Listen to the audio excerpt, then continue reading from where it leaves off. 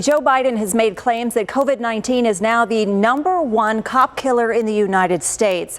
And according to two nonprofits that track officer deaths, he's right. Our Kim Powell investigates tonight. And Kim, we have to assume this has something to do with their line of work. Right. COVID-19 certainly doesn't discriminate by profession. Anyone can get it. However, officers are in different vulnerable scenarios with the public every day. Plus, one doctor tells me stress can weaken your immune system.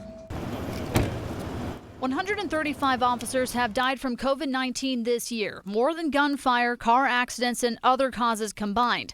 That's according to the Officer Down Memorial page. And they are in the midst of all the action, and they save lives.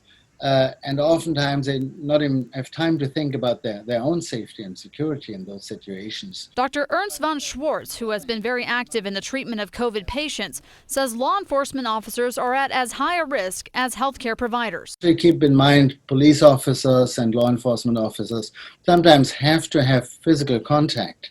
And it's not always that easy to keep a 6-foot distance to each other. Phoenix police say they've had 265 cases in their department of more than 3,800 employees, but that none of their officers have died from the virus.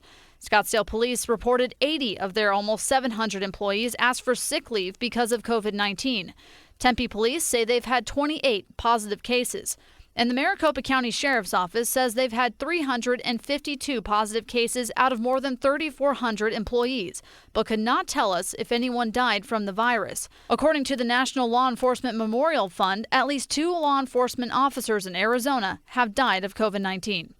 Well, it tells us a lot. It tells us that the people on the front line, the ones who are exposed to deal with masses, with gatherings, are considered at high risk, and that hasn't really changed. Dr. von Schwarz says on top of being put in every scenario with the public, with or without masks, with or without physical distancing, stress levels can also play a big factor. And there's tons of scientific data available that any kind of stressors weaken your immune system, increase the thickness of your blood, can cause lack of oxygen in different organs.